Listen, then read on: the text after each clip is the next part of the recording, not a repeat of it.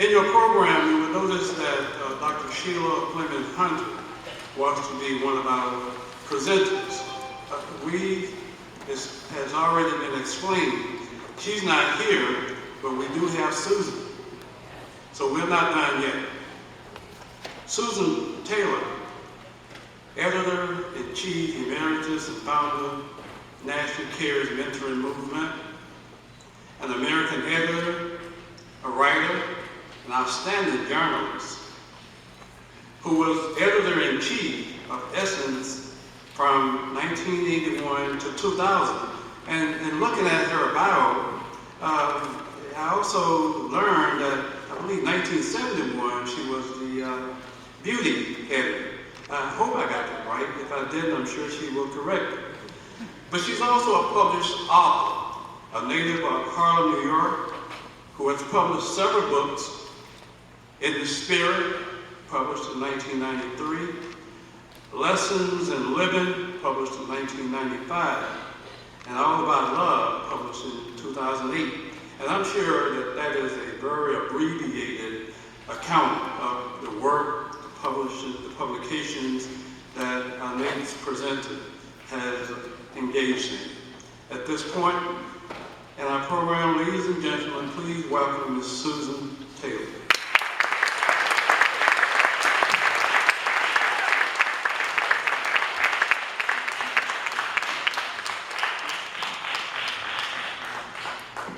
It's amazing that I'm here at this microphone and on the program following the scholars. It's amazing. I have a longing to know. A longing to know us. A longing to know our history. A hunger for it that is so deep that my husband Kefra and I, we took our family to Ghana. We just got back about 2 weeks ago. And I wasn't going to let this 400 years of pain and triumph pass without exposing our granddaughter to it and then filling my own heart and mind with gratitude. That's what I feel. A deep gratitude for the lives that we lived, the life that I lived, that our foreparents couldn't have even imagined. And so I wanted to know what was happening here, the point of arrival. We knew we were going to one of the points of departure. And so I had my youngins look online, and they could find nothing. Only something that had a scholar outside of our race who was going to be lecturing. I said, that's impossible. So I know that Sheila Fleming Hunter, who has another grandbaby who just arrived yesterday, is listening. And I called Sheila, and I said, Sheila, how can this be? I was the honorary chair of the 100th anniversary of the Sala. And I said, we have to do something. You all have to do something. I want to be in the audience. They wanted me to be on the program. No, I'm not going to be on the program. There are times when you just want to sit, so many scholars are here, and you just want to receive. Because everywhere I go, I'm opening my mouth, and then I'm nervous, and I got to make my notes, and I'm thinking about what I'm going to say. And I said, no, not this time. I just want to be here so that I can learn. And then came back from that motherland. I have to tell you, I was just on fire coming back from Ghana. We had the opportunity to really move through those dungeons again. My husband and I had been there before. This time it was with the Congressional Black Caucus, and Nancy Pelosi decided that she wanted to join them. And the Secret Service, they were there. And at the end of that incredible presentation that Dr. Cheryl Grills, who many of you know, she's a scholar, she's brilliant. She is a psychologist and helped the National Cares Mentoring Movement create a curriculum that is named A New Way Forward, Healing What's Hurt in Black America, inspired by Dr. Naeem Akbar. But moving through those dungeons and watching actually my own heart, just to know the barbaric acts of violence that were rendered against our people over centuries while the world was silent, and that we survived and we have thrived and we are here, and we must never complain about anything. because we don't know the rough side of the mountain. We do not know the rough side of the mountain. All right. We get upset about things that are so inconsequential. You know. And I think about what it meant, what it must have meant to be in the hold of a ship for 3 months, tethered to one another in irons and chains, in our menses, in our vomit, in our urine, in our feces. Just what? And looking at what we endured on the other side, it was again a humbling experience, and one that again I felt like I've got to be so grateful for what our people withstood, for this arrival that we have. And I have, over the years, been very, very upset that the media never ask the why of black poverty. It's only the demonization and the blaming of people who live in poverty. Painted always black and brown, but always, always, always, always black. And I began speaking about it and asked my husband, who's a brilliant writer, you heard his poem. I said, Kef, I want you to document for me. Let's just go back and look at the history. Let's see what happened to us so that we understand and the people who I'm speaking to across the country will understand. Post-slavery. Let's even go back and see, and just let's track it in bullet points so I can stand before an audience and speak about it. That's why I began doing that. Saying to white audiences, when you see us, because this is the truth in every city, you see us walking on the backs of our heels, matted hair, cups in our hands. If I wasn't doing the work that I'm doing right now for black children, it would be for our brothers.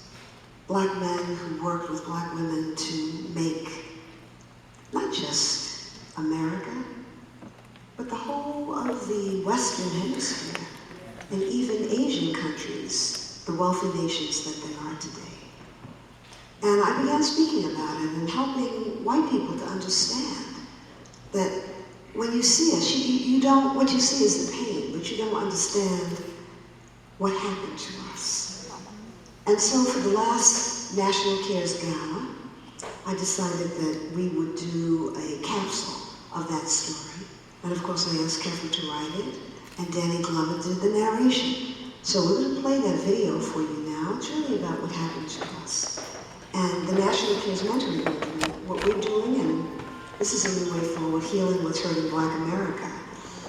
It's a protocol for our healing that was created by 60 phenomenal leaders, subject matter experts in the breadth of everything that we need to know about ourselves. And historians, many who were mentioned tonight, and including Dr. Naeem Abdullah, who I called and said, Naeem, what is it? What stops us, able, stable, black people, what stops us from caring for, mentoring our young who are vulnerable, who are in schools that would rather incarcerate them than educate them, not the schools, but the system.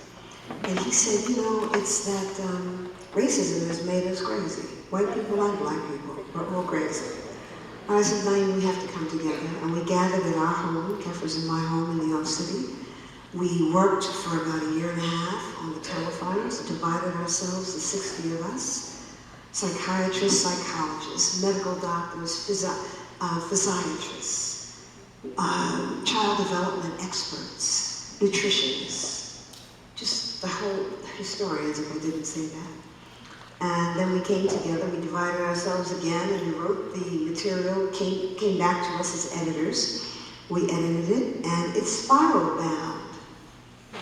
Because I'm not sure that everything, it's not enough, but it's a beginning. 10 pillars. 10 pillars that the 60 of us believe that if we, as people of African ancestry, honor, we will heal ourselves. Amen. From the trauma that has become a part of our DNA. I just learned the term about 2 years ago, epigenetics. It's in our DNA. And though we may look as though we're able and stable, you know, some days we may be, but that trauma is something that we all live with. And so let us just play this video. I'll say a little bit more about the work work that we're doing and how we need Look you. back.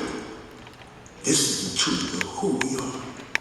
The villages and communities of our African forebears were bound by the belief that family and the elders were to be revered, that all endeavor was for the children, for they mattered most. But the pillaging of resources of people over centuries destroyed Black lives and their civilizations. This is the truth of what happened to us, the story rarely told. Captured in cargo to the Americas, enslaved Africans and their Caribbean, South Central, and African American descendants endured well over 250 years of forced labor. We are the benefactors of the Western world's enormous wealth. The uncompensated lifelong labor on which capitalism was built on the lands appropriated from the indigenous people.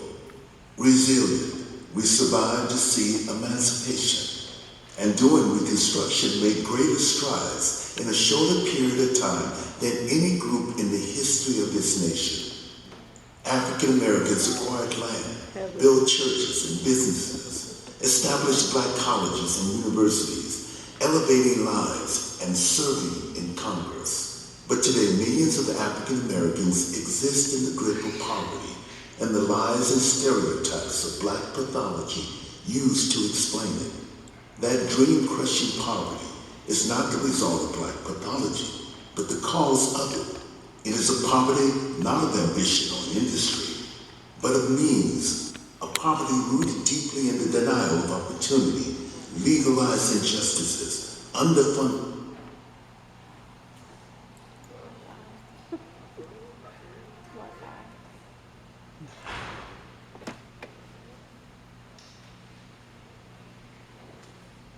A buffering moment. The inferior schools and the inherited disadvantage of more than centuries of lost income. Today, Black pain and poverty are criminalized, and our young are murdered with impunity by those pledged to protect and serve. Policing in the United States begins with the slave patrols, organized to protect property. Black people were property. Post-emancipation, the incarceration of Black men becomes a way around the abolition of slavery.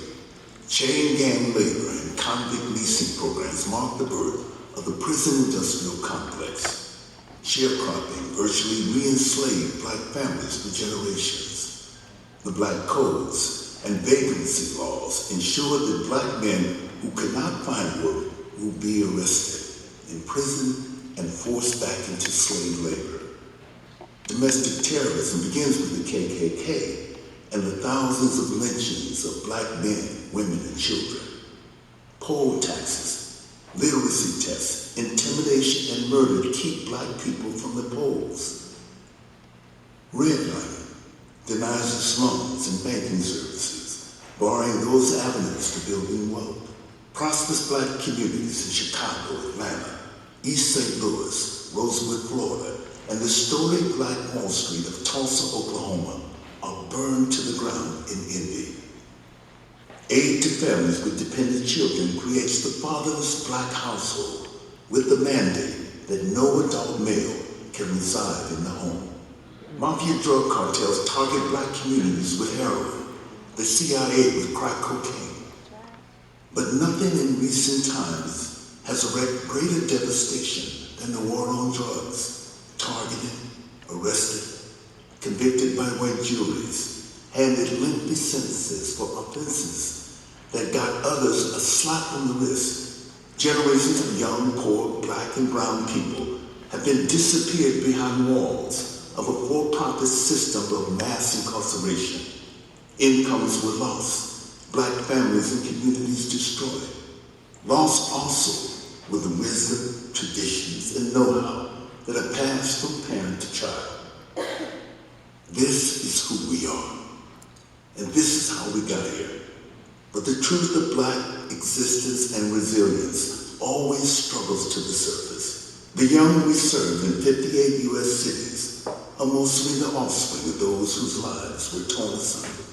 They are the children most in need of the village we're rebuilding, with CARE's trained leaders, psychologists, social workers, and volunteer mentors.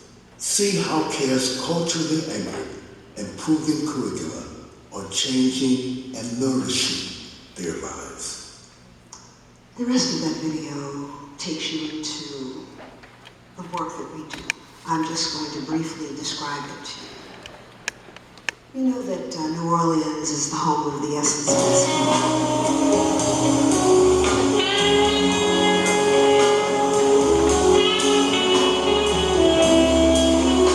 All right. I could go with that.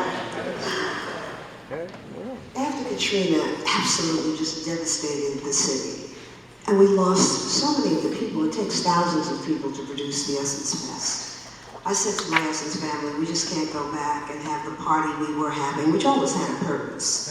But we have to deepen the purpose. We have to have a party with a deeper purpose. And so I asked, Jeff and I were on the west coast of our motherland. We were in Zanzibar. And I remember laying there and saying, you know, just Holy Spirit, tell me, what can we ask the hundreds of thousands of people who come to New Orleans and have a good old time? What can we ask them to do? And it didn't take long for the answer to come. Go back home and volunteer in schools, in youth support organizations in your communities, where our children disproportionately are hungering for the wisdom and the support and the guidance of able, stable people who look like them. When the call goes out for mentors, the first responders are typically white women, and then white men, and then black women and black men. And we need mentors in reverse order. So I guess naively believed that the request and then putting before people the tragedy, the deepening divide between the classes was creating such suffering among our young. I had written about it, but I hadn't seen in this nation. Youngsters come to school hungry, sleeping in shelters for 3 months, and then you have to move on. I'm wondering why the enrollment in schools is dropping, and then it elevates and it drops again. And children who have so little are measured by the same yardstick that our children who have so much are measured by, and certainly their white counterparts. So all of that gave birth to Essence Cares, which, when I did a story on it in the magazine, people just responded to as if we're losing our children here in our communities. They're being killed by the police, they're killing one another. We need help.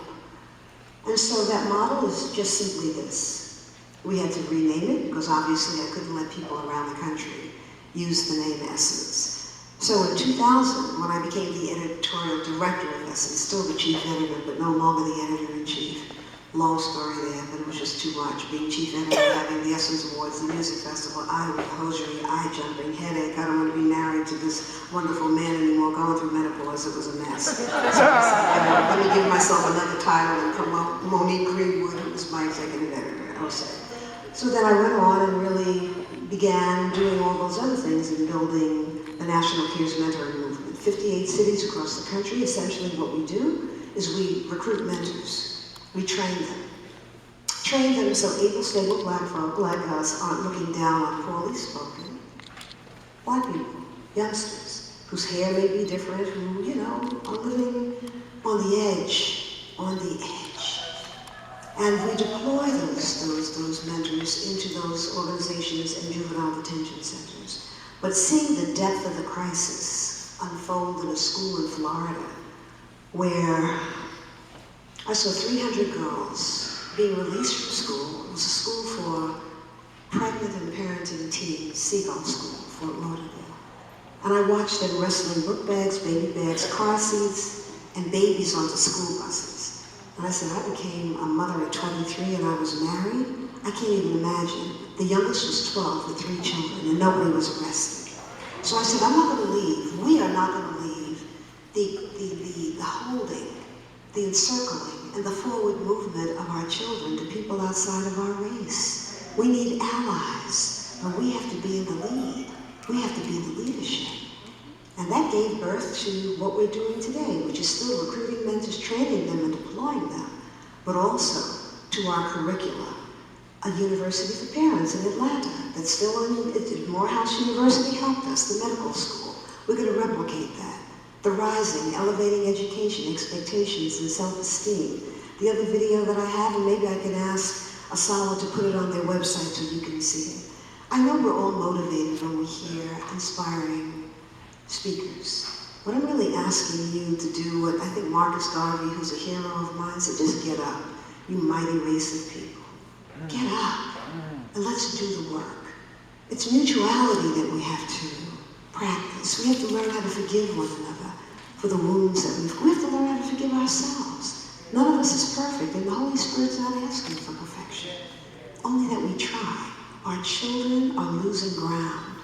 They're losing ground on our watch. We are the people who refuse to die. We need you. Our children need you. And I have a few brochures here. I have business cards. I am available. We don't even have a site in Virginia, in this state. We did have a Hampton Road site, but we no longer do. We need something in Richmond.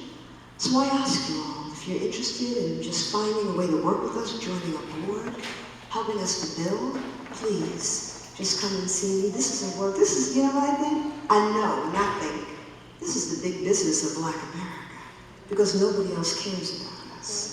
Nobody loves us but us. So we have to love ourselves, link arms and aims, and do the work that our ancestors, that our foreparents did for us. We're a praying people.